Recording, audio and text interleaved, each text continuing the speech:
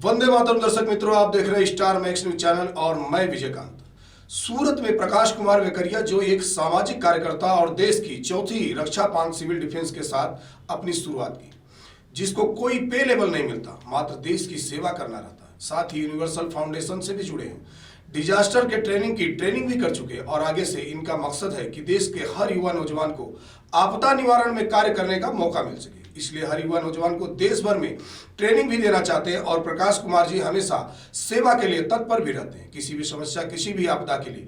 और उनका कहना है कि ज्यादा से ज्यादा युवा साथी घटनाओं के बारे में जागरूक रहें और जहां भी हमारी जरूरत पड़े वहां हम हर तरह की तालीम देने के लिए तैयार हैं। इनसे जानकारी करते हैं कि ये क्या किए हैं और किस तरह से, और इनका नाम, इनका जो डिफेंस है उसके बारे में हम जानकारी करते हैं। तो प्रकाश जी बताइए, आपकी जो आप एक सामाजिक कार्यकर्ता हैं, उसके साथ आपका जो कार्य है उसके बारे में कुछ हमारे दर्शकों को बताएंगे। पहले तो मैं Prakash Kumar Vekaria Star Max News का धन्यवाद देना चाहूँगा और आभारी हूँ कि आपने यहाँ हमें आमंत्रित किया, और आपके दर्शकों को धन्यवाद देना चाहूँगा कि ये लोग आपके साथ हृदय से जुड़े हुए हैं। बात है हमारे जीवन की कि सामाजिक कार्यकर्ता समाज के बीच में रहकर एक सैनिक की जो भूमिका में जीता है, वो कहलाता है सामाजिक सैनिक। आज से 5 साल पहले लोगों ने मुझे एक सामाजिक सैनिक के नाम से पुकारा था। तब से यही एक जान से पहचान से मैं आगे चलता हूँ। मेरे जीवन के अंदर 2 चीज मुख्य रही है, एक समाज का कार्य और एक देश का कार्य। हर बार एक प्रश्न रहता है मेरे मन में, जो मैं गूंजता रखता हूँ कि मैं देश के लिए क्या कर सकता हूँ, मैं आपके लिए क्या कर सकता हूँ। बस यही प्रश्न ने मुझे बहुत कुछ दिया है और बहुत लोगों से भेंट हुई है, और इन भेंट में आज मैं समाज के अंदर, देश के अंदर कुछ बनने के लिए लायक बना हूँ। और देश की जो चौथी रक्षा पाक सिविल डिफेंस के साथ आपने शुरुआत की, जिसका कोई मानक नहीं होता है, उसके बारे में आप क्या कहना चाहते हैं? सिविल डिफेंस भारत देश की चौथी रक्षा पाक है। Indian army, Indian navy, Indian air force और इंडियन सिविल डिफेंस। जो सिविल डिफेंस है वो समाज के अंदर काम करती है। बाकी 3 ब्रांच है, वो आसमान में, जमीन में, पानी में, और ये जो है नागरिक संरक्षण कहते हैं उसे, और जिसे हिंदी में और गुजराती में बोला जाए तो नागरिक संरक्षण दल बोला जाता है। जो नागरिकों के लिए, नागरिक को कोई भी मुसीबत हो तो उस मुसीबत में कैसे कम से कम नुकसान हो, कैसे कम से कम जान हानि हो, माल मिलकत की नुकसान हो, वो देखना सिविल डिफेंस का काम होता है। और उसी सिविल डिफेंस के अंदर मैं 2019 में जुड़ा। मात्र देश की सेवा करना रहता है, साथ ही यूनिवर्सल फाउंडेशन से भी आप जुड़े हैं। यूनिवर्सल फाउंडेशन वो मेरी एक संस्था है, जो मैंने उसको खुद बर्थ किया था और उसको फाउंड किया था।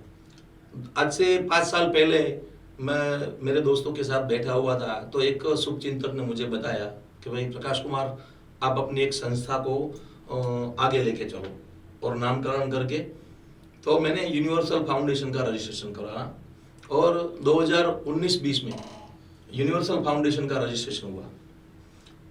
इस दौरान जब कोरोना काल में हमें काम करने का मौका मिला, तो यूनिवर्सल फाउंडेशन के जरिए हमने शुरू किया कि लोगों को कैसे बचाया जाए, इस महामारी में से लोगों को हम कैसे मददरूप हो सके। इस मददगारी में सोचते सोचते सोचते एक पड़ाव और आता है, सिविल डिफेंस की ड्यूटी। फिर वहाँ से हमारी सिविल डिफेंस की ड्यूटी शुरू होती है। तो कंटिन्यू साल भर तक हम लोग 10 दिन, 20 दिन, 5 दिन, 10 दिन, 20 दिन अलग अलग रेलवे में, एनजीओ में, अस्पताल में, पुलिस में, हर जगह ये सेवा देते रहे लोग। डिजास्टर के ट्रेनर की ट्रेनिंग भी आप कर चुके हैं। डिजास्टर ये जो है वो अपने देश का एक बड़ा पासा है, जिसके अंदर civil defence, army, navy, air force, हर लोगों को डिजास्टर का काम आता है। डिजास्टर मतलब घटना, उस घटना को कैसे रोका जाए, वो काम करने के लिए जिसकी तालीम दी जाती है उसे बोलते हैं डिजास्टर ट्रेनिंग। डिजास्टर मैनेजमेंट तालीम, मतलब उसके अंदर घटना को रोकना है। लोग काम करते हैं घटना के ऊपर।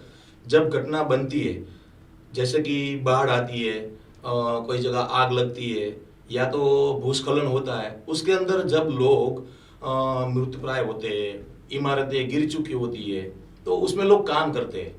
लेकिन डिजास्टर ये सिखाता है कि ये घटना ही कैसे ना बने। घटना को रोकने का एक बड़ा सा मकसद लेकर जो तालीम होती है, उस तालीम को हम बोलते हैं आपदा निवारण की तालीम। जो तालीम में मैं अभी यही महीने में टीओटी की तालीम ले चुका हूँ, और आगे से अभी मुझे लोगों को तैयार करना है कि भाई आपदा निवारण में लोग कैसे जुड़े।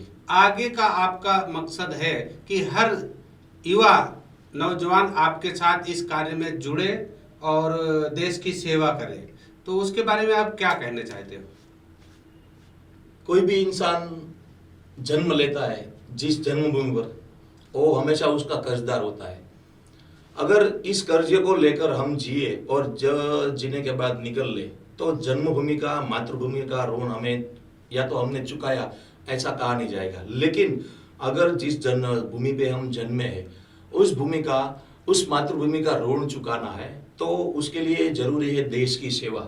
मैंने पहले बताया आपको कि what I can do for nation, मैं राष्ट्र के लिए क्या कर सकता हूँ। बस ये राष्ट्र भावना लोगों में जागरूक हो, इसीलिए हम सदंतर निकलते रहते हैं कि लोगों को समझाते रहते हैं कि भाई देश के लिए जियो, जिसने हमें सब कुछ दिया है। हमें ये नहीं सोचना है कि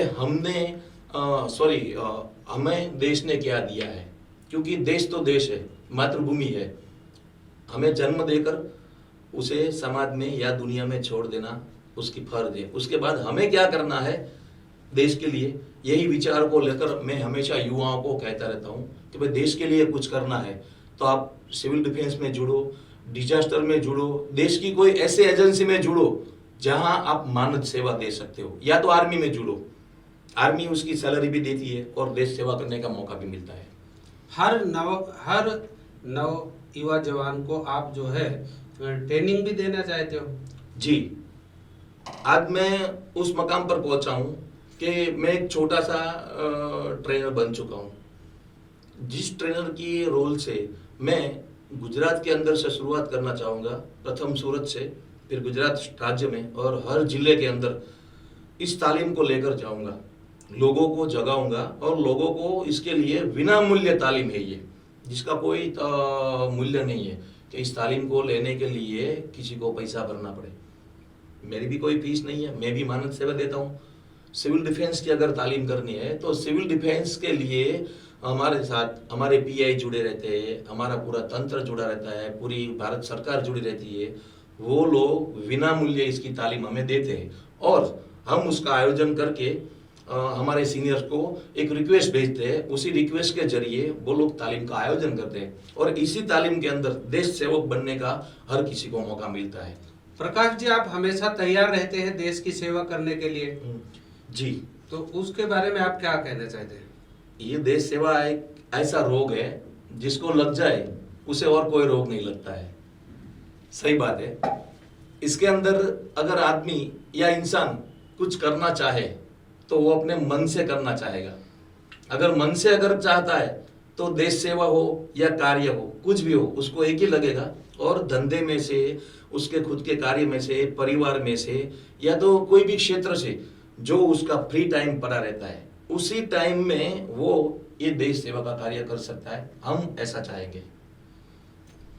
और देश को या देश के नौजवानों को आप क्या बताना चाहते हैं? देश को और देश के नौजवानों को, देश से तो हमने जो पाया है उसके लिए हम इस देश के आभारी है। भारत देश के, भारत राष्ट्र के हम आभारी है कि इस देश ने हमें बहुत कुछ दिया है।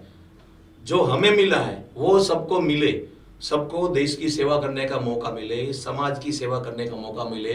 परिवार के पिछड़े लोग, जो लोग नहीं जानते हैं कि अकस्मात क्या है, घटना क्या है, उस घटना के अंदर कैसे उसको जाना है और कैसे सबको बचा के आबाद लेके आना है। बस मैं युवाओं को यही चाहूँगा कि हर युवा इस देश के अंदर एक सामाजिक सैनिक के रूप में तैयार हो, और सामाजिक सैनिक देश के हर लोगों को एक आजाद पंछी की तरह उड़ के कहीं भी जाके पहुंच के लोगों की सेवा कर सके। आप कितने सालों से प्रकाश जी इसमें जुड़े हुए? मुझे याद है तब से मैं 2005 से इसमें जुड़ा हुआ हूँ। मेरी जिंदगी के अंदर पहली बार 2005 में जहाँ मैं रह रहा था वहाँ एक 2 साल की लड़की गिरी थी। बस उस 2 साल की लड़की को बचाने में ना मुझे कुछ भा रहा था ना मुझे कुछ आ रहा था, कैसे बचाना है बस उसको मुझे इतना मालूम था कि सूरत से 8 किलोमीटर दूर स्टेशन पे लेकर जाना पड़ेगा। तो उस स्टेशन के बीच में जो मैंने गाड़ी भगाई थी और जो खतरा मैंने मोड़ लिया था उसको बचाने में मैं भूल गया था कि गाड़ी अगर मेरा एक्सीडेंट हो गया तो हम तीनों में से कोई बचेगा नहीं। बस वो लड़की को लेके निकला, वहाँ से मेरी जीवन यात्रा शुरू हुई, उसको बचा के घर लाया। तब मुझे मालूम पड़ा कि राष्ट्र कार्य यही है और तब से लोगों को बचाने का कार्य आज तक निरंतर करते जा रहा हूँ। मेरे जीवन के अंदर तापी नदी में से, आग में से, भूस्खलन में से, ऐसे अलग अलग जगह से मैंने आज तक जो पाया है उस यज्ञ के अंदर मैंने 14 लोगों की जान बचाई। ये फल मुझे मिला है और मुझे मौका मिला है जिसके लिए मैं ईश्वर का बहुत आभारी हूँ। मैं सूरत में कुछ 2 साल पहले एक बहुत बड़ी घटना हुई थी। तक्षशिला नाम की एक बिल्डिंग में जो है जी आग लग गई थी जिससे कई बच्चों का जो है निधन हुआ और उसमें बहुत सारे बच्चे घायल भी हुए और एक कोहराम मच गया, पूरे देश में हाहाकार मच गया जी। उसमें भी आपका जो है योगदान बहुत रहा, तो उसके बारे में आप क्या कहना चाहते हैं? तक्षशिला एक जो घटना थी वो वैश्विक घटना थी। उस घटना के अंदर पहुंचना ये मेरे लिए एक कुदरती योगदान था। शायद कोई प्रेरणा होगी कि उसी प्रेरणा को लेकर मैं उस घटना के अंदर पहुंचा। लोग उसके अंदर बहुत मेहनत कर रहे थे। जिन लोगों ने जिंदा बचाने की कोशिश की, कई के हाथ टूटे, कई के कंधे टूटे, कई लोग कोमा में चले गए बचाने में, लेकिन मुझे जो हिस्सा मिला था वो मुझे आग का हिस्सा मिला था। और उस आग में जब मैं प्रवेश किया तब मुझे भी बचाने के लिए फायर वाले आए थे। फायर की टीम थी ऐसी मजबूत, वो लोग सज्ज थी ऑक्सीजन से वगैरह। मेरे पास कुछ नहीं था, बस मेरे पास एक जुनून था कि मुझे कुछ करना है। उसी दौरान उस बिल्डिंग के अंदर मैंने प्रवेश किया और जलते जलते में से 1 2 3 4 ऐसा करके 19 डेड बॉडी जो बच्चे उसके अंदर जल चुके थे वो लाने का मुझे मौका मिला था, जिसके लिए भी मैं ईश्वर का आभारी हूँ कि मुझे ये कार्य करने का मौका मिला। इसमें कोई अहंकार नहीं कर सकता है, क्योंकि हर बार कोई अगर अहंकार करेगा तो ईश्वर हर बार साथ में नहीं होता है। धन्यवाद प्रकाश बेकरिया जी, आप आज हमारे स्टूडियो में पधारे, इसके लिए बहुत बहुत धन्यवाद। और मैं दर्शकों से कहना चाहता हूं कि आपसे हर युवा सीख ले। धन्यवाद स्टार मैक्स न्यूज़, जो आज हमें आपका मेहमान बनने का मौका मिला और दर्शकों को एक प्रेरणा स्रोत बनने का मौका मिला। इसलिए जय हिंद, वंदे मातरम, भारत माता की जय।